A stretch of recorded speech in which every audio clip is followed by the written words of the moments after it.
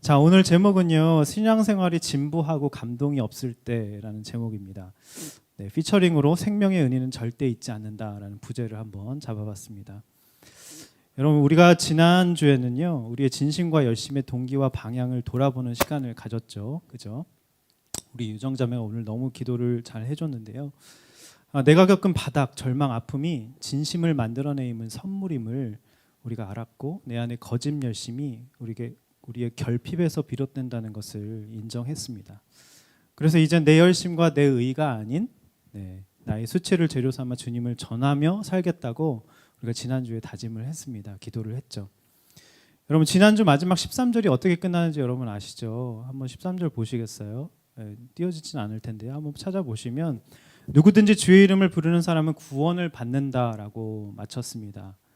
바울은 이 정말 엄청난 좋은 소식, 굿뉴스, 복음, 이것에 너무나도 감격하면서 끝을 맺었죠.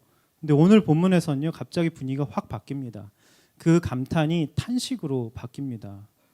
왜냐하면 예수님 우리의 생명을 구해주신 은인이잖아요. 십자가에서 우리의 죄를 위해서 죽으시고 부활하시고 우리의 생명을 건져주셨는데, 그 생명의 은인인 예수님을 사람들이 전하지도 않을 뿐더러 전에도 사람들이 거절하고 또 알고 받아들였어요. 그럼에도 다시 버리는 모습들을 보면서 가슴이 미어졌던 것입니다. 그래서 오늘 바울은요, 오늘 본문에서 세 가지 질문을 던지고 있습니다. 그 세 가지 질문을 우리에게도 동일하게 던져봤으면 좋겠어요. 첫 번째는요, 첫 번째 질문은 왜 좋은 소식인데, 이 엄청난 소식인데 왜 우리는 전하지 않는 걸까? 그죠? 우리 14절, 15절 한번 읽어보겠습니다. 시작. 그런데 듣지 않는 분을 어떻게 부르겠습니까? 듣지도 못한 분을 어떻게 믿겠습니까? 전하는 사람이 없이 어떻게 듣겠습니까? 또 보냄을 받지 않았으며 어떻게 전하겠습니까? 기록되기를 좋은 소식을 전하는 사람들의 발이 얼마나 아름다운가 라고 한 것과 같습니다. 네, 13절이 어떻게 끝났죠? 누구든지 주의 이름을 부르는 자는 구원을 받는다고 했습니다. 끝난 다음에 나오는 구절이 14절, 15절인데요. 바울은 굉장히 논리적인 사람이 있습니다. 로마서 보면 굉장히 논리적입니다. 불붙는 논리가 있어요. 자, 14절, 15절 한번 띄워주시고요. 여러분 보십시오. 구원 받으려면, 그죠? 거꾸로 주의 이름을 불러야 하고, 주의 이름을 부르려면 먼저 믿어야 돼요. 그게 선행돼야 되고요. 믿으려면 먼저 좋은 소식을 들어야겠죠. 근데 그 좋은 소식을 들으려면 누군가 그걸 전해야 된다는 거예요. 근데 그걸 전하려면, 그죠? 뭔가 그걸 먼저 받고 전하는, 보냄받은 사람이 있어야 된다는 얘기를 하고 있습니다. 굉장히 논리적이죠. 지금 바울이 구원의 과정, 우리가 예수 믿게 되는 그 구원의 과정을 얘기한 것입니다. 한번 띄워주시겠어요? 보냄을 받고요, 누군가. 그 다음에 전하고요. 그 다음에 듣게 되고 받아들이게 되고, 받아들인다는 게 이제 믿는 거죠. 그 다음에 주의 이름을 부르게 되고, 이제 우리가 결국 구원을 얻게 된다는 것이죠. 근데 바울은요, 15절을 보니까 그 구원의 과정 중에서 전하는 사람들의 이 발을 굉장히 강조하고 있습니다. 왜 발 강조하고 있을까요? 구원은 먼저 구원받은 사람이 산을 넘고 물을 건너는, 그 당시엔 유튜브, 인터넷이 없었잖아요. 메일이 없었잖아요. 직접 가야 합니다. 목숨 걸고 가야 합니다. 희생이 따르는 일이었고요. 시간과 물질과 내 에너지가 들어가는, 고생을 감수해야만 하는 일이었죠. 그래서 바울은요, 이사야를 굉장히 많이 오늘 로마서에 인용을 하고 있습니다. 이사야서 52장 7절을 인용하면서 그 전하는 자의 발에 그 고생과 수고로움과 그 헌신이 너무나도 아름답다고 지금 말한 것입니다. 자, 그럼 좋다 이거예요. 자, 근데 왜 우린 좋은 소식을 이렇게 우리의 고생을 하면서 수고롭게 헌신하고 우리의 시간과 물질을 들여가면서 이 발로 전하지 않는 걸까요? 이 질문을 우리에게 한번 던져보고 싶습니다. 생명의 은인은 꼭 갚잖아요. 기억하잖아요. 잊으면 배은망덕한 거잖아요. 그 감사를 표현해야 되고 또 전해야 되는 것이죠. 자, 왜 전하지 않을까? 우리가 왜 전도를 하지 않을까? 왜 내가 어떤 절망과 바닥과 수치와 어떤 고통 속에서 건진받은 이야기를 왜 누군가에게 이렇게 하지 않는 걸까? 전하지 않는 걸까? 그런 생각 해보신 적 있습니까? 첫 번째는요, 고생스럽기 때문입니다. 아까 말씀에 나오죠. 15절에 손해를 감수해야 하는 일입니다. 내 시간과 감정과 물질과 이 모든 것을 들이며 고생을 감수해야 하기 때문에 그런 것이죠. 고생할 만큼 내가 전하지 않는다면 고생할 만큼 과연 그것이 나에게 좋은 소식인가라는 것을 한번 반문을 해봐야 된다는 것입니다. 두 번째는요, 우리가 보냄받은 존재라는 확신이 없기 때문입니다. 네. 제가 이제 슈룹을 봤는데요. 지난주에 이제 거기 보면 어명을 전하는 장면이 나와요. 네. 어명을 전할 때 전하는 사람이 어떻죠? 네. 어명이요. 당당합니다. 왜죠? 어명이니까. 내 자질과 역량과 신분은 별로 문제가 되지 않습니다. 어명이니까. 나는 그냥 메신저일 뿐이고 나는 보배를 담은 질그릇일 뿐인 것이죠. 그냥 가서 어명임을 그냥 내가 살아난 이야기를 진솔하게 있는 그대로 사실 그대로 팩트를 전하면 된다는 것이죠. 선포하면 된다는 것입니다. 또 왜 전하지 않을까? 세 번째로 거절에 대한 두려움 때문입니다. 제가 예전에 테드 지아지앙이라는 사람, 이제 중국 사람인데요, 미국계인데요. 100일간 거절을 통해 배운 것들이라는 테드 1000만부 강의를 들은 적이 이제 이 말씀 준비하면서 생각이 났습니다. 핵심은요, 이 사람이 평생 어렸을 때부터 거절을 너무 당한 거예요. 발표, 뭐 사람, 뭐 부모님에게 그게 너무 평생 따라다니는 수치고 너무 두려움이고 그런 것이었죠. 거절이. 그래서 거절을 이제 크고 나서 이제 성인이 되고 나서 한번 맞닥뜨려 보자라는 생각이 들었대요. 예. 그래서 100일 동안 밖에 나가서 매일 뭔가에 대해 거절 당해보자고 결심한 거죠. 이런 거예요. 낯선 사람에게 저기 $100 좀 빌려주시겠어요? 당연히 거절하겠죠, 그죠? 또 햄버거 좀 리필해 주시겠어요? 이런 거. 그리고 낯선 집에 꽃을 들고 가서 문을 똑똑똑 들이는 다음에 제가 이 꽃을 당신의 뒷뜰에 심어드리고 싶은데 어떻게 가능할까요? 이런 말도 안. 근데 그런 걸 계속 당하다 보니까 맷집이 생긴 겁니다. 또 이런 것도 했어요. 텍사스 대학에서 너무 강의를 하고 싶은 거예요. 그래서 교수님을 찾아가서 저 강의하고 싶은데요. 그런 거예요. 파워포인트 가져가서 준비해서 한번 시연을 했대요. 그랬더니 너무 좋다고 해서 강의를 했대요. 그럼 수업 끝나고 울면서 나왔다고 하더라고요. 이런 이야기들 블로그에 올리면서 유명세가 타서 테드 강의까지 하게 되는데요. 이 사람이 결론적으로 뭐라고 얘기하냐면 세상을 변화시키는 사람, 우리의 삶의 방식을 바꾸고 생각을 바꾸는 사람들은 모두 격한 거부를 겪어본 사람들이었다고 말을 하더라고요. 그러면서 예수님까지 예를 들더라고요. 그러면서 이 사람이 거절을 받아들이고 도망치지 말라라고 결론을 맺습니다. 그럼 그것이 거절이 선물로 변화될 수 있다고 말을 합니다. 여러분, 근데 우리가 좋은 소식, 예수님이 생명의 은인이다라는 것을 우리가 전하는 걸 그 사람이 거절하면 나를 거절했다고 생각을 합니다. 그죠? 거절감. 그래서 우리 리더십들에게 우리가 콜링 시즌이 되면 목사들은 그 거절감 때문에 굉장히 힘든데 저는 이번에 하나도 힘들지 않았습니다. 진짜예요. 전 당당하거든요. 예. 왜냐하면 순장을 하면 그 사람이 좋은 거거든요. 안 하면 그 사람 손해거든요. 저는 자신이 있습니다. 네, 무슨 얘기하다 일로 왔지? 이건 원고에 없던 얘기인데. 네. 어쨌든 그 사람이 날 거절했다는 것으로 생각한다는 것. 날 거절한 게 아니라 하나님의 뜻, 하나님의 어명을 그 사람이 거절한 거죠. 우리는 거절당하는 것에 익숙해지셔야 됩니다. 네. 세상은요, 거절당하지 않게 너희 힘을 키우라고 하는데요. 성경은 그렇지 않습니다. 예수님도 싫어 버림받음을 당하셨지 않습니까? 당해 보셔야 됩니다. 그래서 맷집을 키우셔야 됩니다. 왜죠? 고린도전서 1장 21절은 이렇게 말씀하고 있습니다. 다 같이 한번 읽어보겠습니다. 시작. 있어서는 이 세상이 자기 지혜로 하나님을 알지 못하므로 하나님께서 전도에 미련한 것으로 믿는 자들을 구원하시기를 기뻐하셨도다. 여러분, 전도가요 미련한 것이래요. 그죠? 하나님이 명명하시길 전도 이꼴 미련한 것이다라고 정의를 내리셨습니다. 하나님도 다 알고 계신다는 거죠.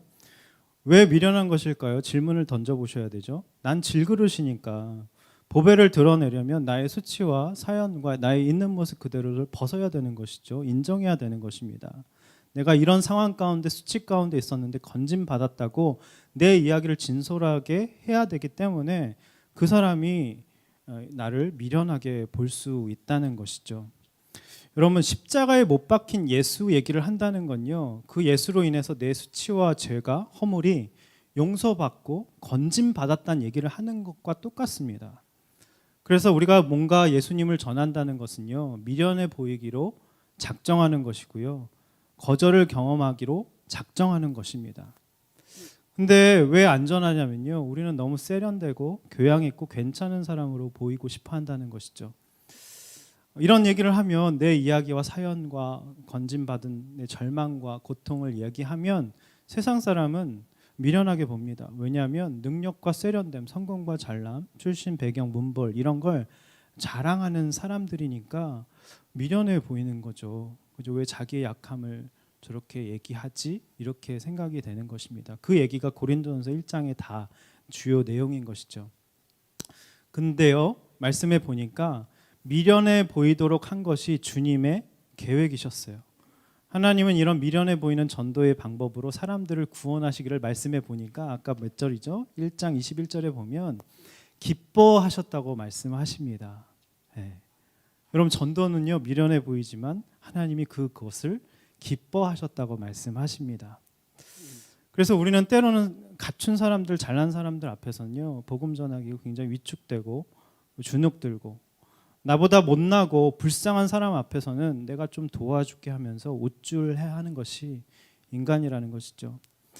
이번 주 창세기 큐티를 하면서 이제 목숨 때도 전했지만 야곱이 그 바로 그 지금으로 말하면 미국 바이든 대통령 앞에서 당당하게 내가 130년 동안 이렇게 험악한 세월 나의 집안의 사연과 수치는 이런 것이고 내가 속이는 자였다고, 내가 요셉과 베냐민을 편애했다고, 이런 얘기들을 그 다음에 내 아들들은 다 이런 살인자도 있고 또 성폭행을 당한 디나도 있고 우리 집안은 나는 아내가 4명이고 그래서 평생 요셉을 편애해서 형들이 팔아넘겼었고, 이런 얘기들을 지금 바로 앞에서 당당하게 주눅들지 않고 진솔하게 한 것이죠. 바로가 놀랬을 겁니다. 자기는 모든 세상 권세를 다 가지고 있는데 그저 꿈 하나 꾼 것 때문에 번민해서 잠을 못 자고 있는데 그 미개한 저 목축업 하는 미개인이 와서 자기 얘기를 당당하게 하니까 미련하게 보이다가도 뭔가 있구나 하면서 그 얘기를 듣고 야곱이 바로를 축복을 한 것이죠.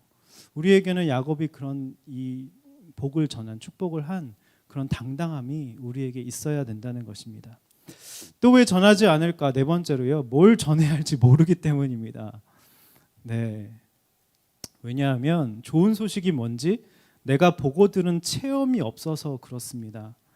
그러니까 우리가 교회를 다녀서 이론만 알고 예수 천국 불신지옥 예수 천당 뭐 이런 얘기만 알고 복음에 대해서 이론적으로만 알고 내가 체험한 게 없는 겁니다.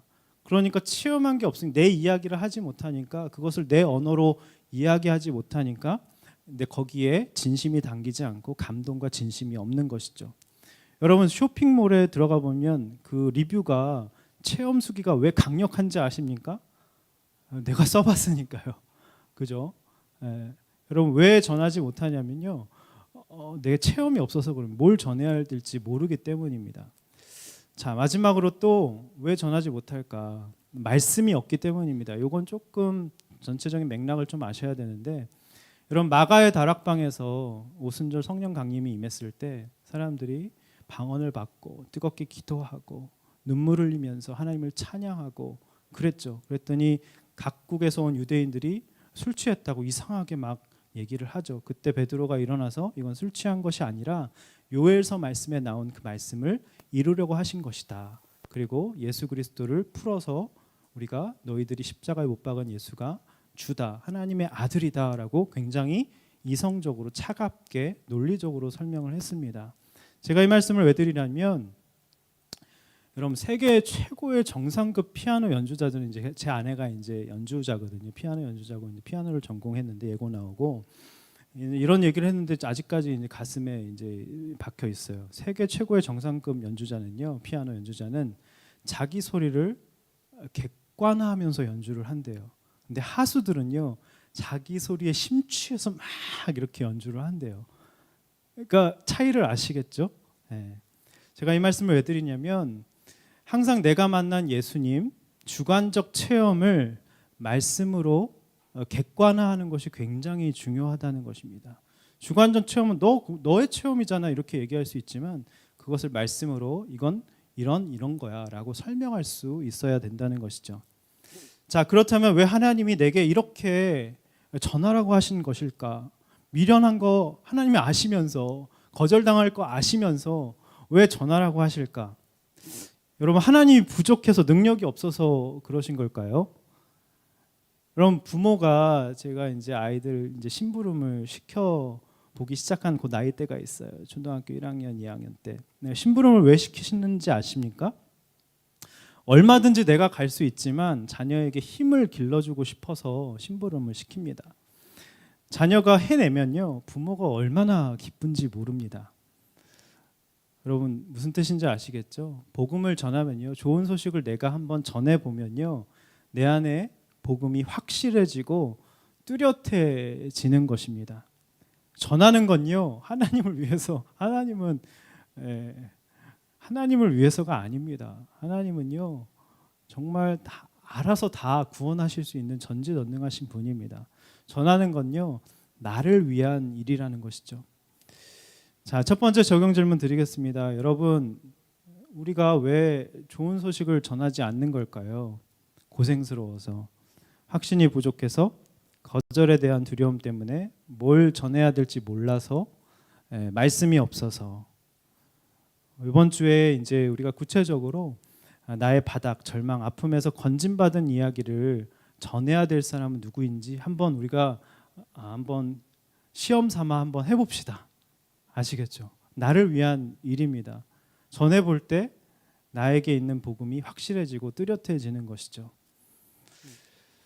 네, 지난주에 이제 MC들과 나누면서 한 자매가 숙모가 이제 질병 때문에 암 때문에 힘들어 하는데 어떻게 복음을 전해야 될지 좀 이렇게 망설였는데, 그래서 제가 그랬어요. 그냥 내가 그 똑같은 아픔에서 건진받은 이야기, 그래서 얼마나 힘을 얻고 절망 가운데 바닥에서 나를 건져주신 이야기를 진솔하게 하면 된다고.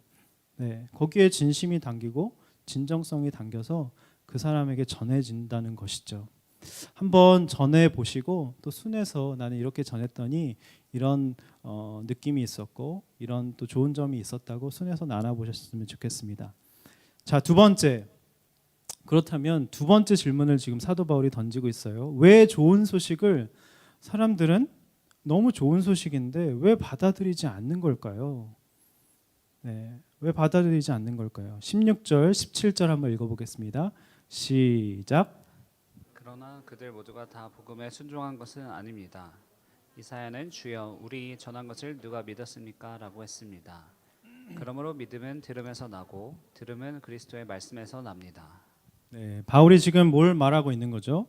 좋은 소식, 복음을 전했는데 16절에 보니까 모두가 다 믿고 순종하는 건 아니라고 하죠. 그러면서 이사야서 또 53장 1절을 인용합니다. 그러니까 여러분, 뭔가 누군가에게 메시지를 전하고 좋은 얘기를 해주려면요, 성경을 많이 알고 있어야 돼요. 바울은요, 자기가 유대인에게 하고 싶어 했던 얘기를 자기 주관적으로 막 쏟아낸 게 아니라, 너희들 그따위로 살지 마 이렇게 얘기한 게 아니라 이사야서 말씀. 왜냐하면 구약을 정통했잖아요, 유대인들이. 그냥 일반적인 그 공감대 같이 형성되어 있는 그것을, 율법을 가지고 지금 계속 얘기하고 있다는 것이죠. 얼마나 바울이 지혜로운지 모르겠습니다. 그 사람에게 다가가려면요, 그 사람이 좋아하는, 그 사람이 관심 갖고 있는 것에서 우리가 연결점을 찾아야 된다는 것이죠. 자, 이사야서 53장 1절을 지금 인용하고 있어요. 한번 읽어보겠습니다. 시작. 우리가 들은 이 소식을 누가 고집 믿겠느냐? 여호와께서 그분의 팔을 누구에게 드러내셨느냐? 여러분, 이사야서 53장 다 아시는 말씀이죠. 제가 고난받는 종에 대해서 첫 번째인가 두 번째 때 설교한 거 여러분 기억나실지 모르겠습니다. 이사야서 53장은요, 메시아가 고난의 종으로 오신다는 사실은 1절에 보니까 누구도 믿기가, 깨닫기가 어렵다는 너무 어려운 말씀이라는 얘기가 지금 이사야가 하고 있는 것이죠. 왜냐하면 메시아가 그런 모습을, 고난받는 종으로 온다는 것은 우리의 기대와 정반대되는 모습이기 때문이라는 거죠. 왜냐하면 그 다음에 말씀 보면요, 그는 고운 모양도 없고 풍채도 없고 화려한 위엄도 없고 볼품이 없다고 말씀하고 있습니다. 여러분 기억나시죠? 그래서 사람들에게 볼품이 없어서 멸시당하고 버림받고 십자가에서 모진 고통을 겪었다고 이사야가 예언을 하고 있는 것이죠. 여러분, 이 말씀대로 되었습니다. 유대인들은요, 실제로 예수님을 혈통이 안 좋다, 학벌이 안 좋다, 배경이 안 좋고 비주류다, 출신이 안 좋다, 외모가 볼품없다고 하면서 예수님이 능력과 권세로 사람을 살리시고 가난한 자 병든 자를 고치시고 그 다음에 죄에서 구원하고 죽은 자도 살리시는데 그 모든 살리는 역사를, 열매를 인정하지 않습니다. 그래서 예수님이 전한 말씀과 구원을 깡그리 무시하고 받아들이지 않죠. 왜요? 17절에 보니까 17절 한번 띄워주시겠어요? 17절을 보니까 믿음은 그리스도의 말씀까죠. 믿음은 들어야 되는데 뭘 들어야 되냐면 그리스도의 말씀을 들어야 생긴다고 말씀하고 있습니다.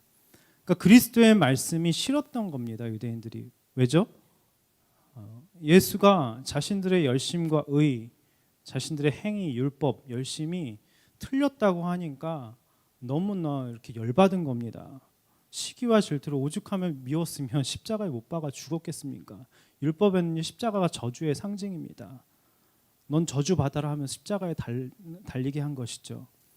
메시아가 자기들의 원하는 모습이 아니었던 겁니다. 메시아를 기다려왔지만 메시아가 왔는데 안 보이고 안 들리고 보이지 않았다는 것입니다. 왜요?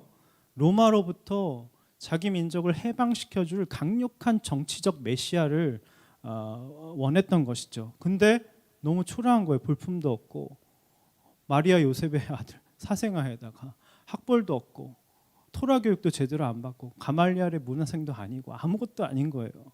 목수에다가, 그죠? 고운 모양도 풍채도 없고 나약해 보이니까 싫은 겁니다. 근데 여러분, 이게 남 얘기가 아니에요. 우리가 예수님을 그토록 왜 바랍니까? 내 꿈과 소망을 이루어줄 존재를 바랬는데 예수님이 그냥 십자가에 달려 돌아가셨다고 하니까 그게 뭐야? 그게 뭐지? 내가 원하는 거 안 들어주시죠. 나는 원하는 메시아상은 이건데 나는 그 나약하고 초라하고 그런 거 싫다고 하면서 실망하는 것이 내가 바로 유대인이라는 것이죠. 저의 모습이라는 것입니다. 내가 열심히 하고 열심히 노력하고 이렇게 쌓아온 것을 하나도 인정 안 해주고 그걸로 구원받는 게 아니라고 하니까 당연한 보답과 칭찬을 바랬는데 인정을 안 해주니까 열받은 겁니다. 사실 유대인들의 믿음은 신앙이 아니라 기복 이상도 이하도 아니었던 것이죠. 죄인을 구원하러, 나는 이 세상에 죄인을 구원하러 오셨다고 말씀하셨어요. 병든 자에게는 의원이 쓸데있고 건강한 자에게는 의원이 쓸데없다고 분명하게 말씀하셨습니다. 근데 예수님이 오셔서 죄인을 구원하러 오셨는데 전 죄인 아니고 왜 그러세요? 저를 이상한 사람 취급하고 왜 그러십니까? 그 예수님이 초라한 모습으로 오셔서 십자가에 달린 예수님이 좋은 소식이 아니라 최악의 소식이었던 겁니다. 그것이 바로 기복적인 신앙을 하는 나의 모습일 수 있다는 것이죠. 우리가 야곱을 보면서 내 모습을 보셔야 되고 이런 유대인들의 모습을 보면서 내 모습을 보셔야 돼요. 우리 성경을 보면서 그걸 남의 옳고 그름으로 남을 깎아내리는 도구로 쓰면 안 되고요. 율법은 진단 키트잖아요. 그죠? 나를 진단해주는 진단 기능입니다. 율법을 보면요, 오호라 나는 공고한 자로다, 이 고백이 나올 수밖에 없는, 내가 그렇게 살지 못하고 여전히 죄인이고 완벽하지 못하기 때문에 예수님이 필요한 거예요. 그 율법의 기능이 바로 그런 것이라는 것이죠. 그러니까 내가 옳고 넌 틀렸으니까 예수님 비난거리를 우리가 관계에서 왜 다른 사람을 비난합니까? 내가 옳아야 저 사람을 깎아내야, 내 옳음을 증명하기 위해서는 그 사람을 깎아내려야 하잖아요. 그러니까 이 유대인들이 어떻게 예수님을 깎아내렸냐면 예수님을 세리와 죄인과 어울리며 먹고 마시는 걸 탐하는 자라고 중상모략을 합니다. 우리가 바로 그런 모습이라는 것이죠. 내가 옳음을 증명하기 위해 저 사람 틀렸다고 얼마나 우리가 뒷담화를 하며 내가 피해자라고, 가해자이면서 피해자라고 말을 합니까? 여러분, 좋은 소식은요, 누구에게 좋은 소식인 줄 아십니까?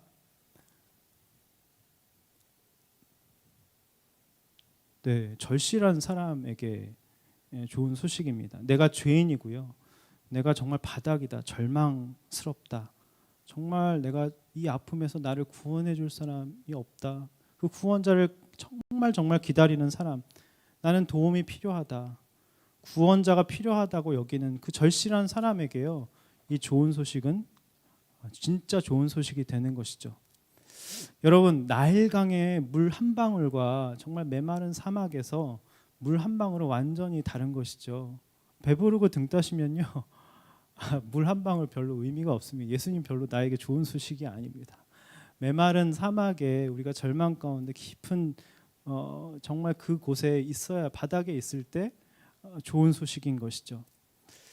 그러면서 바울은 못 들었다고 핑계할 수 없다는 이유를 18절에서 이렇게 말씀하고 있습니다. 18절 다 같이 한번 읽어보겠습니다. 시작. 그렇다면 내가 묻겠습니다. 그들이 듣지 못했습니까? 물론 그렇지 않습니다.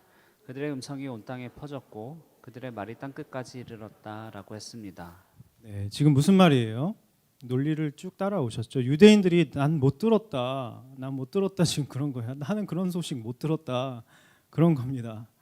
와, 해도 너무하죠. 우리도 그렇지 않습니까? 이미 우리에게 주일 설교 모든 환경과 상황을 통해서 우리에게 수많은 말씀과 메시지를 주셔. 저 못 들었는데요. 저 못 들었어요. 왜 그러세요? 불공평합니다. 이렇게 말하는 것이죠. 여러분, 시험을 앞두고 선생님들이 이거 시험에 꼭 나온다 그러시잖아요, 그죠? 근데 꼭 안 듣고 딴청 피우는 애들이 있어요, 일부러, 그죠? 그럼 나중에 옆에 사람한테 물어보, 선생님 뭐 낸다 그래서 알려줘. 근데 왜 안 물어봐요? 자존심 때문에 물어보지도 않아요. 시험 잘 보고도 쉽지 않고 그냥 싫은 겁니다. 학교 가실 선생님이 싫은 겁니다. 그래놓고 자기가 시험 못 보놓고서 뭐라 그러는 줄 알아요? 선생님 너무 불공평하다. 왜 안 알려주시고 모르는 거에서 시험 문제를 내시냐고 하시죠. 이미 다 알려주셨는데. 지금 딱 유대인들의 모습이 그랬다는 것입니다. 그래서 바울은 못 들었다는 핑계를 댈 수 없는 이유로 지금 시편 19편을 또 인용하고 있어요. 율법을 또 이렇게 잘 아는 유대인들이니까 시편을 또 인용하고 있습니다. 다윗의 시편이거든요. 밧세바를 범하고 난 다음에 진짜 처절하게 회개하고 변화된 이후에 시편 19편을 지금 쓴 겁니다. 그래서 왜 이 말씀을 인용했는지 전체적인 맥락을 여러분 아셔야 돼요. 네, 18절에 보면 그들의 음성이 온 땅에 퍼졌고 그들의 말이 땅 끝까지 이르렀다 하고 말씀하는 것을 시편 19편 4절에서 지금 인용한 것입니다. 그렇다면 다윗이 어떤 의도로 이걸 얘기했는지 우리가 알아야겠죠. 한번 1절에서 4절 한번 읽어보도록 하겠습니다. 시작. 하늘이 하나님의 영광을 선포하고 창공이 그 손으로 하신 일을 보여줍니다. 날이면 날마다 말씀을 쏟아붓고 밤이면 밤마다 지식을 나타냅니다. 말도 언어도 없고 들리지도 않는 그 소리가 온 땅에 퍼져나가고 그 말들이 세상 끝까지 이릅니다. 그분이 해를 위해 저 하늘에다 장막을 치셨습니다. 지금 밧세바 범하고 처절하게 시편 51편에 고백을 하잖아요. 회개를 하잖아요. 그러고 나니까 온 세상이 지금 달라 보이는 건 모든 것이 하나님의 음성으로, 하나님의 말씀으로 지금 들린다는 뜻입니다. 그러면서 유대인들이 너희들이 안 들리니? 그건 너희들이 마음이 강팍해서 회개하지 않아서. 지금 그 얘기를 지금 사도 바울이 하고 싶었던 겁니다. 다윗을 통해서. 다윗이 지금 1절에서 4절에 뭐라고 얘기 한번 띄워보죠. 보세요. 너무너무 저는 이 말씀에 너무 은혜를 많이 받았습니다. 하늘이 하나님의 영광을 선포한대요. 여러분, 하늘 보면서 그런 느낌, 너무 절망스러워. 하늘이 보이지도 않고 별이 보이지도 않고 그렇습니까? 하늘을 보면 하나님의 영광을 선포하시는 게 막 느껴지십니까? 창공이 하나님의 일을 보여주신대요. 그리고 날이면 날마다 말씀을 쏟아부어 주신대요. 우리가 큐티를 하면 날마다 말씀이 막 살아 움직여서 꿈틀거려서 내 입에 마음에 새겨지고 너무 좋은 것이죠. 지금 다윗이 그런 고백을 한 것입니다. 밤이면 밤마다 하나님이 지식을 우리에게 깨우쳐 주신대요. 지금 무슨 뜻이에요? 온 우주 내려주시고 온 우주 우주 만물, 모든 만물, 우리를 둘러싼 모든 환경이 날마다 하나님의 말씀의 향연이라는 것입니다. 네. 근데 3절에 보니까 3절 다시 한번 띄워주시겠어요? 그 하나님의 음성, 그 하나님의 말씀이 하나님의 소리는 말도 언어도 없고 들리지 않는데요. 그죠? 말도 언어도 없고 들리지 않는데 어떻게 들을 수 있다는 거죠? 이게 무슨 말이에요? 그죠? 이런 질문 해보신 적 있습니까? 하나님의 음성은 음파처럼 파동이 있는 소리가 아닌 다른 차원의 소리라고 지금 말씀하고 있는 것이죠. 우리가 주님의 음성이 세밀한 음성으로 들린다는 얘기를 하잖아요. 그리고 마음판에 새겨진다고 얘기를 하고요. 관절과 골수를 찔러 쪼갠다고 여러분 말씀을 보면요. 그게 정말 나의 폐부와 심장을 쪼개고 진짜 나의 심령을 변화시키고 진짜 음파처럼 파동이 있는 그런 소리가 아니더라도 막 나팔 소리처럼 나를 진동하고 나를 막 전율케 하는 그런 느낌을 여러분 다 받아보셨죠? 묵상하시면서. 그래서 그 소리가 온 땅에 이미 퍼졌고 그 말씀이 지금 18절에 이렇게 인용한 것입니다. 그 소리가 이미 온 땅에 퍼졌고 세상 끝까지 이미 이르렀다고 지금 말을 한 것이죠. 다윗의 말을 지금 사도 바울이 가져와서 유대인들에게 너희들 못 들었니? 아니다. 이미 하나님의 말씀과 하나님의 이 좋은 소식은 이미 전해졌다라고 말을 한 것이죠. 그러면서 다윗이 8절, 10절, 14절에 이렇게 또 고백하고 있어요. 이런 맥락을 보셔야 돼요. 8절, 9절, 8절, 10절, 14절 한번 읽어보겠습니다. 시작. 여호와의 율법은 올바르니 마음에 기쁨을 주고 여호와의 계명은 순전해서 눈을 밝혀줍니다. 이는 금보다 순금보다 더 귀하고 벌집에서 뚝뚝 떨어지는 꿀보다 더 답니다. 오 여호와여 내 반석이여 나를 구원하신 주여 내 입의 말과 내 마음의 묵상이 주께서 받으실 만한 것이 되기를 원합니다. 이 찬양이 여기서 나온 건 인용한 겁니다. 나의 입의 말과 묵상이 주의 앞에 연락되기를 원한다. 이 맥락 속에서 나온 것이죠. 다윗이 지금 이 말씀, 하나님의 말씀이 너무나도 온 땅에 사무치고 하나님의 말씀의 향연이란 것이 회개하고 나니까 다 나에게 주시는 음성, 환경, 사람, 모든 시간 속에서 다 나에게 주시는 음성으로 들린 겁니다. 저도 이제 고1 때 대천 해수욕장 앞에 있는 폐교에서 주님을 만나게 됐는데 그때 한 6시간 동안 떼굴떼굴 거리면서 회개하고 눈물 콧물 흘리고 진짜 회개하고 방언도 받고 그때 변화 새 사람 됐거든요. 나왔는데 똑같은 모든 환경인데 진짜 달이 나에게 말을 걸어요. 그리고 바람이 이렇게 싹 산들바람이 부는데 바람이 나에게 말을 겁니다. 하나님의 음성으로 진짜 들려. 그리고 사람마다 너무 사랑스러워 보이고 진짜 가서 막 다 안아주고 사랑합니다, 사랑합니다 하면서 제가 완전히 이게 천국이구나 그때 이제 경험을 했습니다. 다윗이 이 새 생명을 얻고 회개하니까 말씀이 다 들리는 것이죠. 그래서 18절, 10절, 14절에 여호와의 말씀은 내 마음에 기쁨을 준다. 여호와의 말씀은 순전해서 내 눈을 밝혀준다. 이 말씀은 금보다 더 순전하고 벌집에서 뚝뚝 떨어지는 벌꿀보다 훨씬 더 달콤하다. 그래서 나의 입의 말과 나의 마음의 묵상이 주님 앞에 늘 연락되기를 원한다는 지금 고백을 한 것이죠. 말씀이 먼 곳에 있는 것이 아니라 네 마음에 있고 네 입에 가까이 있다. 지난주 말씀이 나왔잖아요. 그죠? 그 말을 똑같이 지금 같은 맥락으로 한 것입니다. 자, 다윗에게 어떻게 이 말씀이 너무나도 쏙쏙 들리고 잘 들리고 송이꿀보다 더 다냐? 그죠? 왜냐하면 아까 말씀드렸죠. 19절 한번 띄워 주시겠어요? 19편 19절. 네. 한번 읽어 보겠습니다. 시작. 알고도 죄 짓는 일이 없게 하시고 그 죄가 나에게 지배하지 못하게 하소서. 그러면 내가 흠이 없게 되고 큰 죄에서 결백할 지금 것입니다. 밧세바 그 죄를 범한 다음에 지금 죄를 고백하고 자기가 하나님께 죄사함 그 결백하다는 그 칭의를 받은 거예요. 그러니까 너무 지금 감격이 된 겁니다. 예. 여러분 하나님의 말씀이 언제 가장 또렷이 들리는지 아십니까? 회개할 때입니다. 회개는요 이 세상 최고의 아름다운 감정입니다. 회개하고 내가 깨끗하고 순전해질 때 하나님의 말씀이 또렷이 들립니다. 여러분 최수종 하이라 부부 아시죠? 금술 좋은 부부로 다 아시죠? 예전에 동상이몽이라는 프로그램에 나왔었어요. 그런데 25년 결혼 생활 중 부부 싸움을 한 번도 안 했다고 하더라고요. 이건 좀 뻥 같긴 한데 믿어야지 뭐 어쩌겠어요. 믿는 사람인데 거짓말 하겠습니까? 네. 다들 놀라면서 물어보고 저 정말요? 그 비결이 뭐냐고 물은 겁니다. 근데 최수종이 이렇게 얘기를 해요. 진짜 감동을 받았습니다. 하이라가 항상 100% 옳기 때문이다. 나는 항상 틀린다. 그래서 싸움이 되지 않는 것이죠. 엄청 감동을 받았습니다. 여러분 당신이 오라 한번 옆 사람 보고 얘기해 볼까요? 당신이 오라 부부끼리 특별히 해보세요. 우리 재영 순장님, 우리 수경 순장님 한번 얘기해 보세요. 항상 당신이 오라 해보세요. 빨리 왜 안 하세요? 왜 서로 막 이래요? 와 진짜 저러면 항상 싸우는데. 네, 난 당신이 오라. 난 항상 틀렸어. 네. 그렇잖아요. 하나님은 창조주고 하나님이 옳잖아요. 그죠? 토기장이시니까 난 진흙이니까 난 틀린 거예요.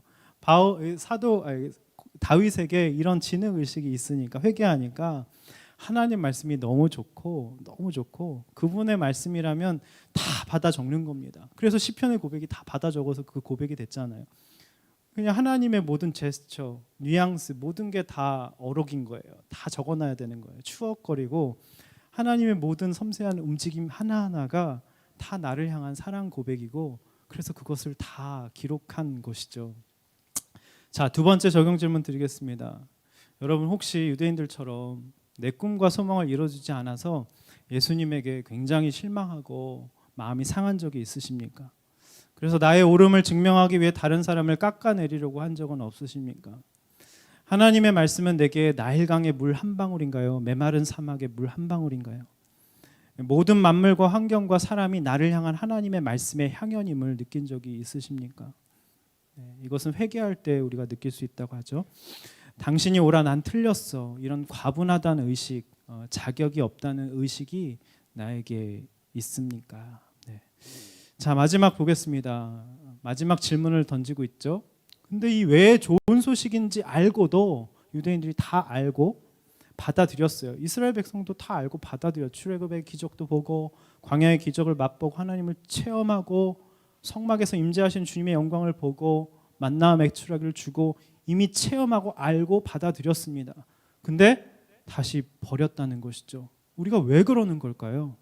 자, 19절 21절 한번 보겠습니다. 시작. 내가 다시 묻습니다. 이스라엘이 알지 못했습니까? 먼저 모세가 말하기를 내가 백성이 아닌 자로 너희를 시기하게 하고 내가 미련한 백성으로 너희를 분노하게 할 것이다 라고 했습니다.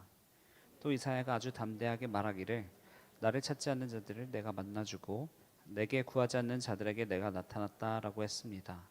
그러나 이스라엘에 관해서는 내가 순종하지 않고 거역하는 백성에게 온종일 내 손을 내밀었다 라고 했습니다.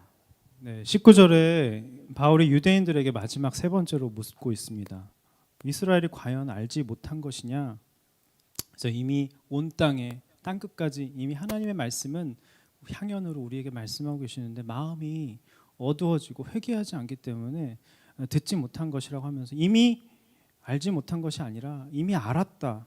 근데 그 소식을 듣고 알았지만 그죠? 너희들이 헌신짝처럼 버린 것이다라고 말한 것이죠. 그러면서 또 신명기 32장 모세의 말, 모세 율법을 또 인용을 합니다. 기가 막히죠.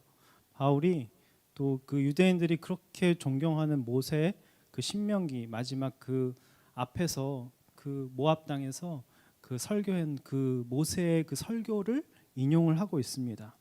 또 이사야서 65장을 인용하고 있는데요. 이런 거예요. 이스라엘 백성은요, 진짜 하나님의 아들 딸이잖아요. 먼저 선민으로 우리가 택함 받았잖아요.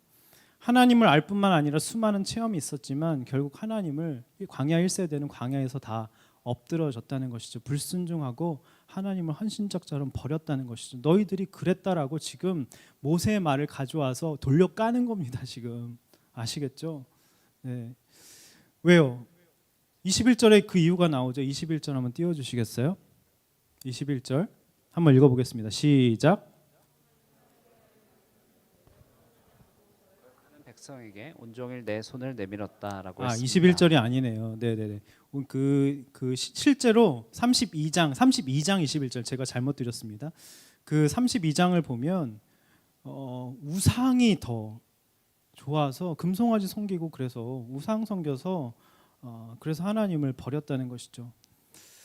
그래서 하나님은 이렇게 하나님 헌신짝처럼 우상이 더 좋아서 버린, 알고도 받아들이고도 체험하고도 버린, 우리가 늘 그렇잖아요. 그죠?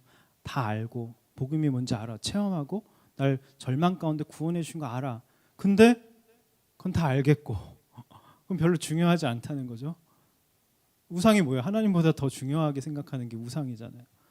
그러니까 하나님은 헌신짝 버리는 모습이 바로 우리의 모습 가운데 그런 우리를 향해서 주님이 어떤 처방을 솔루션을 지금 내리시냐면, 자, 첫 번째 볼게요. 백성 아닌 자로 시기하게 하십니다. 백성 아닌 자로 시기하게 하세요. 19절 보시면 19절 내가 백성 아닌 자로 너희를 시기하게 하고 내가 미련한 백성으로 너희를 분노하게 할 것이다라고 하죠. 첫 번째 보니까 너희를 시기하게 한대요. 백성 아닌 자로. 이게 무슨 뜻일까요?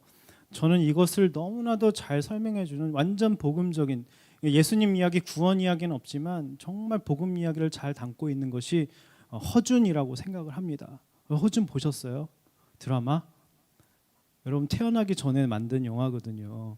아닌가요? 언제 나왔죠? 90년대 아니, 네? 80년대 후반에 나왔나요? 10년 전에 나왔나요?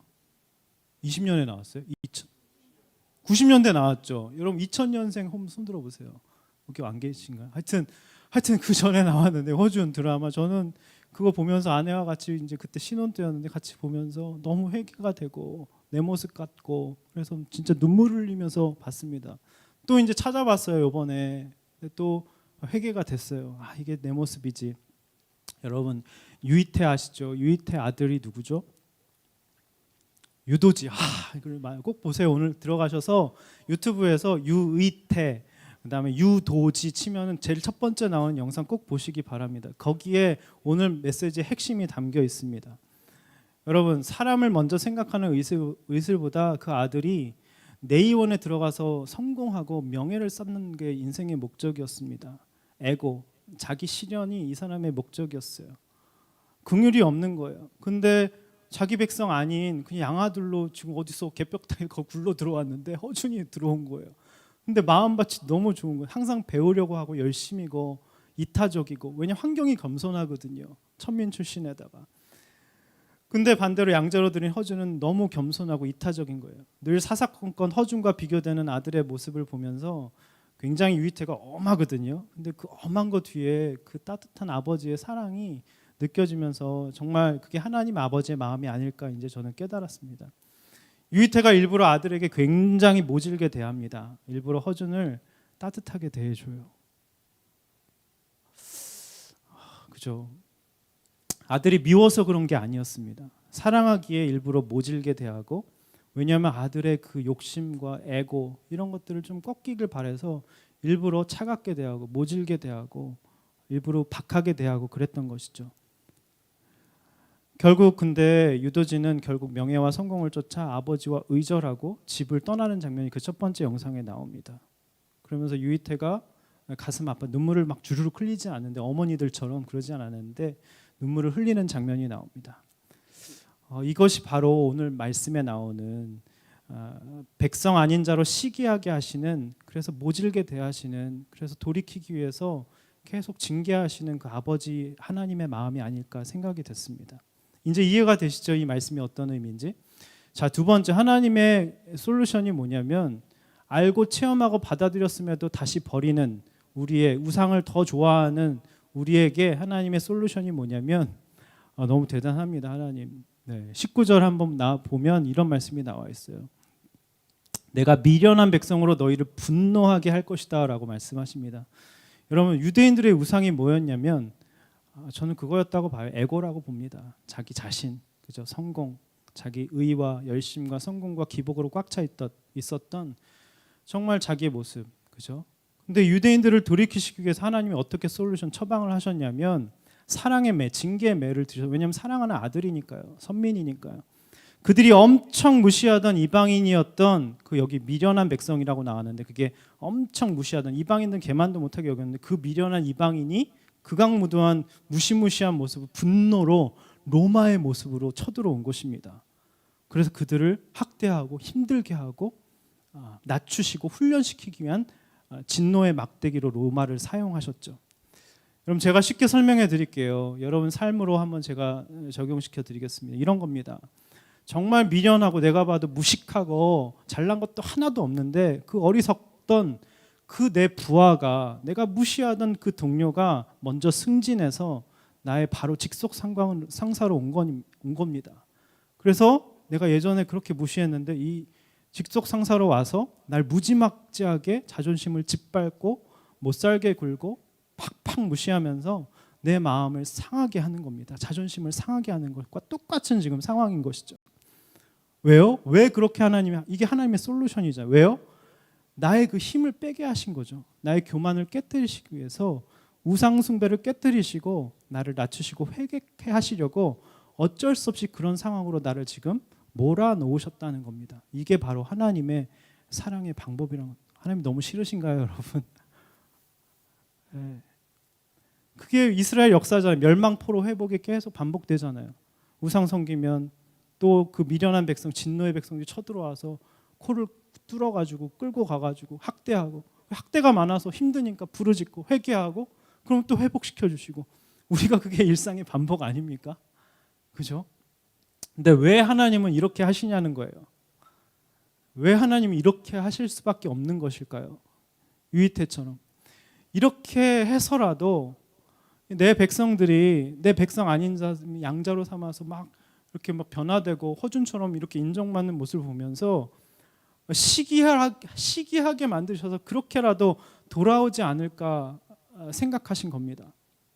그래서 일부러 우리를 모질게 대하시고 사람 막대기로 이렇게 그런 내가 무시하던 부하가 직속상관으로 오게 함으로써 나를 징계하셔서 자존심을 짓밟아서 나를 낮추신다는 것이죠. 근데 여러분, 하나님 아버지는요, 한번 당해봐라 막 그런 분이 아니십니다. 이렇게 상황을 만들어 가신 다음에 유이태처럼 피눈물 흘렸을 거예요. 사실 굉장히 강해 보였지만, 그럼 하나님 마음이 어떠신지 아십니까? 오늘 말씀의 핵심이 21절에 나와 있습니다. 21절 한번 보겠습니다.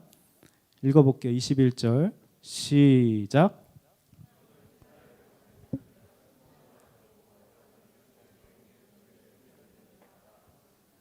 네, 저는 이 말씀 보면서 너무 감동이 됐습니다. 순종하지 않고 거역하고 나 잘났다 하면서 주님의 말씀을 듣지 않고 회개하고 돌이키지 않고 강팍하게 했던 내 모습이 기억이 되면서 그런 나를 어쩔 수 없이 그런 고난 가운데 몰아넣으시고 그런 백성 아닌 자들이 더 승승장구하고 인정받고 사랑받고 그 사람들이 더 하나님이 기뻐하시는 사람이다라는 것을 저에게 이렇게 보여주는 모습을 통해서 그게 하나님 사랑이구나. 사실 온종일 사실 그렇게 나를 내모시는 그 무시무시한 이상한 분이 아니라 순종하지 않고 거역하는 아들이잖아요. 내가 아들이잖아요. 그죠? 온종일 그렇게 만들어 놓으시고 온종일 내 손을 내밀었다고 그러잖아요. 이건 뭐냐면요, 그러니까 언제든지 지금 돌이키고 회개하고 돌아올 마음이 있다면 바로 가서 이렇게 손을 잡아주겠다는 뜻입니다. 네. 맞을 준비를 손 내밀고 계셨다는 것이죠. 여러분, 유이태 아들이 유도지, 그죠? 유도지는 그런 아버지 마음도 모르고 허준을 엄청나게 미워합니다. 그래서 어떻게 한 줄 아시면 자기의 인생의 목표는 아버지에게 복수하기 위해서 성공하는 것이 됐습니다. 평생 허준을 미워하고 못 살게 굽니다. 자신의 능력을 더 키워서 복수하려고 하죠. 그리고 그렇게 아버지에게 그렇게 그런 모진 말을 들었을 때 그게 사랑인데 술 마시고 행패를 부립니다. 근데 사실 저는 이걸 보면서 차라리 이렇게 행패 부리는 게 저는 가능성이 있다고 봅니다. 왜냐하면 하나님이 시기 느끼게 하려고 그런 상황을 만들었으면 힘들어야 되잖아요. 근데 나는 전혀 아무렇지도 않아. 에서처럼 쿨하고 성격도 너무 좋고, 그러니까 믿음이냐 성품이냐 여러분 꼭 보셔야 됩니다. 난 쿨해. 그러든지 말든지 지가 뭐 그러든지 남인데 뭐. 이게 더 무서운 강적이라는 것이죠.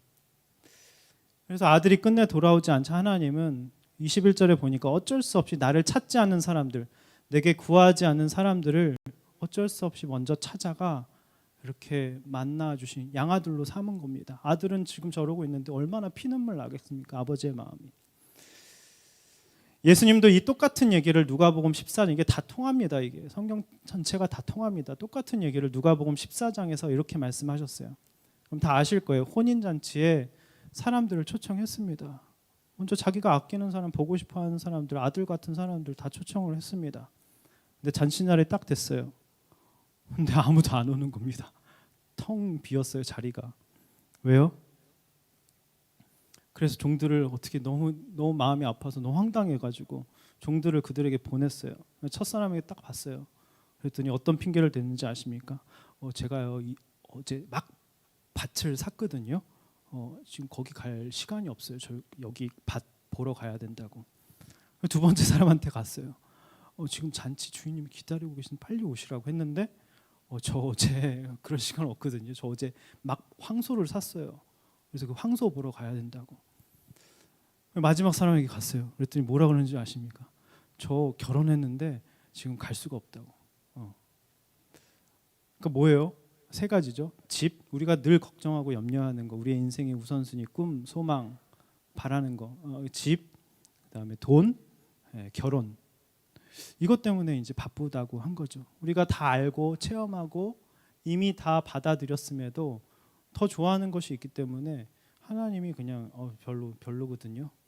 나를 구속하려고 하지 마세요 하면서 헌신짝처럼 내어버린다는 것이죠. 저는 이게 다 알고요. 다 알아요 저. 근데 저는 이게 더 중요해요 하는 것이죠. 그래서 예수님이 종에게 어떻게 하는지 아십니까?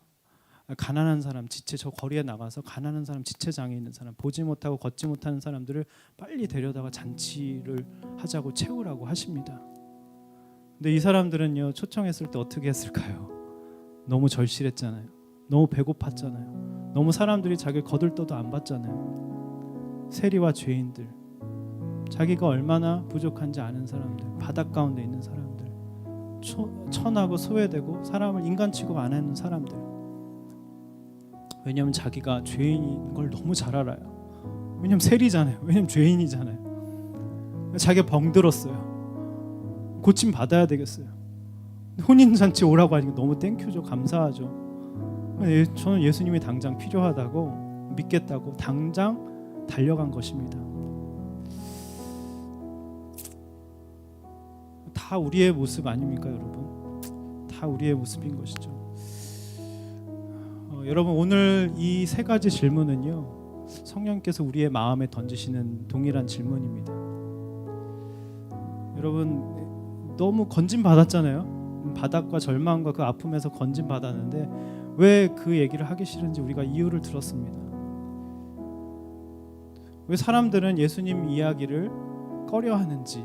왜냐하면 전도의 미련한 방법이라고, 그 방법을 통해서 주님은 기뻐하신다고, 구원하시려는 것을 기뻐하신다고 말씀하십니다.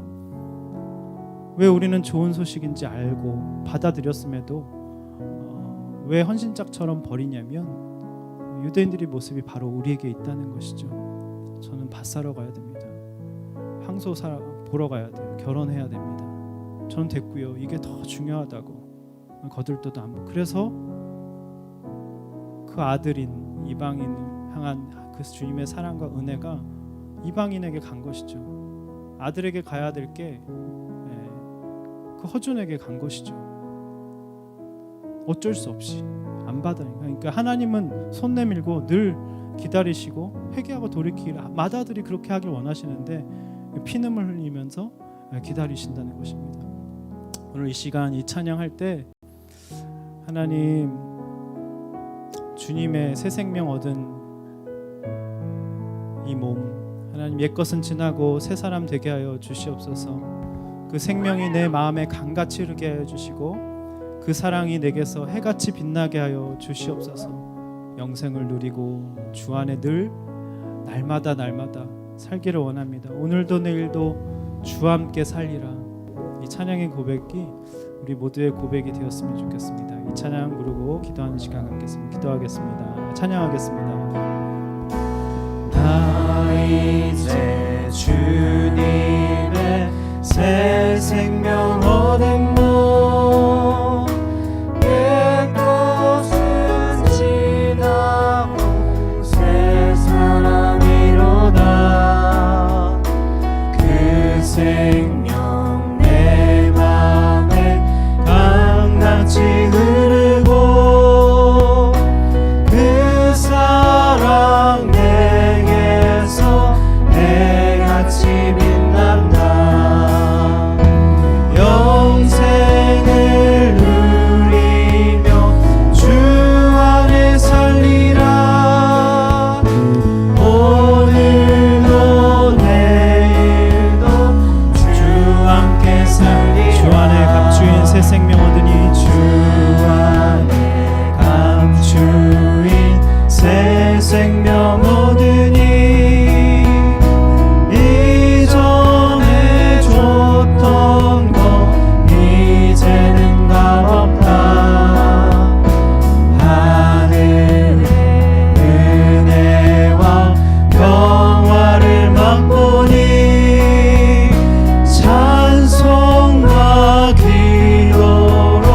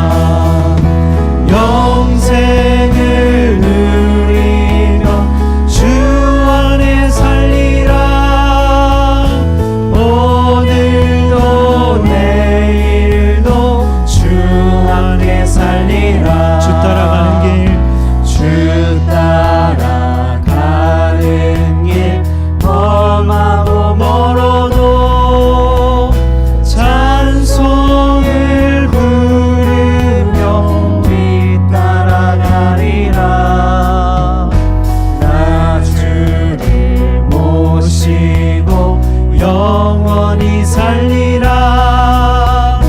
날마다 정이며 주 함께 살리라. 영생을 누리며 주 안에 살리라. 오늘도 내일도 주 함께 살리라. 우리 시간 주님 앞에 회개하기 원합니다. 하나님, 내가 엄청난 생명의 은인이신 예수 그리스도의 은혜, 십자가 은혜를 깨달아 알고도 그것이 얼마나 귀한지 소중한지 알지 못하고 좋은 소식을 전하지 못하고 있었습니다. 고생스럽고 확신이 부족하고 거절에 대한 두려움 때문에 뭘 전해야 할지 체험이 부족해서 내 안에 말씀이 들리지 않아서 하나님, 이 모든 것을 놓고 주님 앞에 기도하기 원합니다. 하나님, 나에게 확신을 주시옵소서. 거절에 대한 하나님 두려움을 하나님이 주신 확신으로 어명이라고, 이건 생명이라고 하나님 전하는 그런 체험을 허락하여 주시옵소서.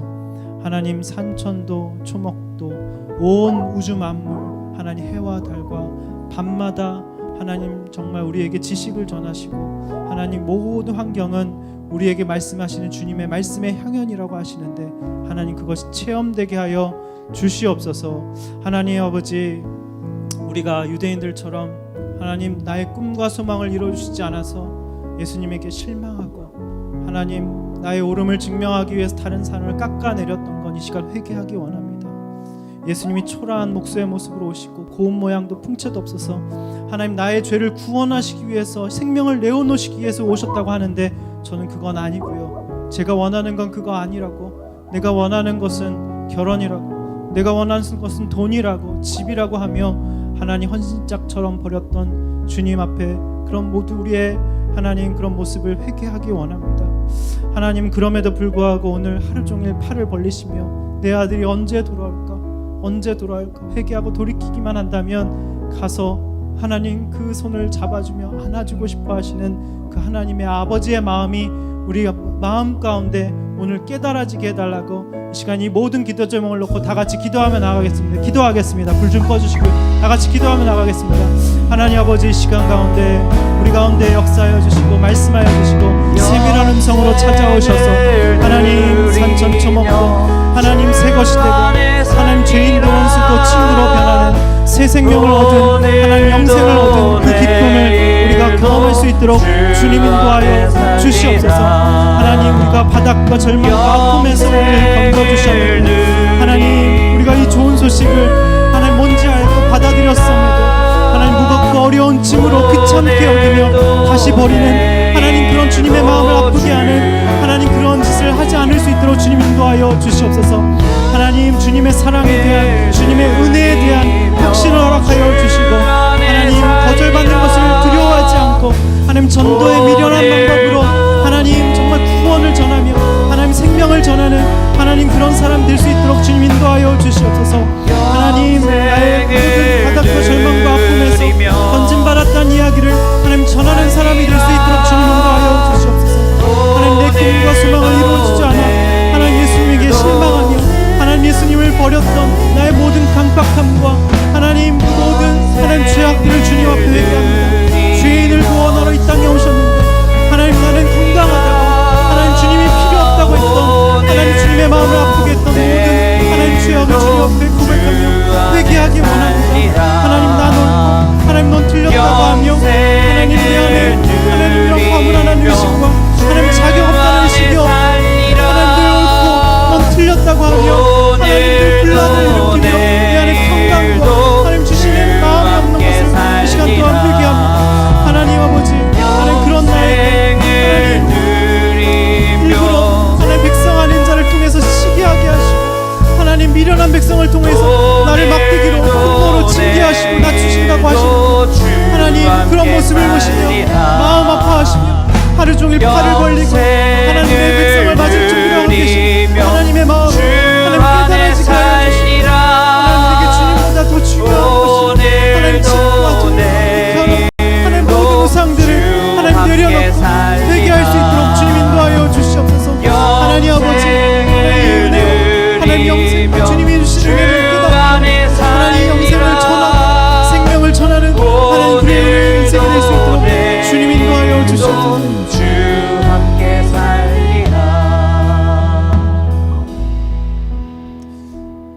하나님 죄악 가운데, 강팍함 가운데, 무기력 가운데 하나님 모든 절망과 바닥 가운데 나를 구원해 주셔서 새 생명을 주신 주님 감사합니다. 하나님 그 엄청난 좋은 소식을 우리에게 주셨음에도 하나님 고생스럽고 귀찮고 확신이 부족하고 거절받을까봐 내 안에 체험이 부족해서 말씀이 없어서 하나님 그 생명을 전하지 못한 하나님 우리의 완악함과 연약함을 주님 불쌍히 여겨 주시옵소서. 하나님 유대인들처럼 내가 원하는 것을 이루어 주시지 않는다고 예수님을 하나님 버리고 실망하고 나의 옳음을 증명하기 위해서 다른 사람을 깎아내리며 하나님 그런 우리의 강팍함을 있음을 주님 앞에 회개합니다. 하나님 이제 회개하고 돌이켜 하나님 주의 말씀이 정금보다 더 순전하고 하나님 주의 말씀이 꿀송이보다 더 달다고 주의 말씀이 나를 기쁘게 한다고 나의 말과 입의 묵상에 나의 마음의 묵상이 주의 앞에 연락되기를 원한다고 고백했던 그 다윗처럼 말씀이 들리는 은혜가 날마다 우리 가운데 있게 하여 주시옵소서. 하나님 오늘 우리를 믿지 않는 백성을 통해서 시기하게 하심으로 우리를 돌이키고 회개케 하시기를 원하시는 그 하나님의 징계가 사랑임을 깨달았습니다. 하나님 때로는 아들이기에 일부러 모질게 대하시고 사람 막대기로 미련한 백성으로 나를 낮추시고 징계하시는 주님, 하루 종일 팔을 벌리고 내 백성을 맞을 준비, 내 아들을 맞을 준비를 하고 계신 하나님의 마음이 오늘 깨달아졌습니다. 이 시간 우리의 마음이 결혼과 돈과 집에 빼앗기지 않을 수 있도록 인도하시고 하나님 주님이 우리의 전부가 될 수 있도록 주님 우리를 붙들어 주시옵소서. 감사드리오며 예수님의 이름으로 기도드립니다.